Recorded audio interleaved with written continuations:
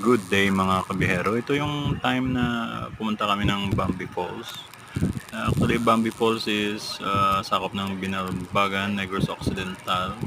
Ito yung daanan, no? Kaya hindi pa talaga ayos, mabato at medyo matarik ng konti.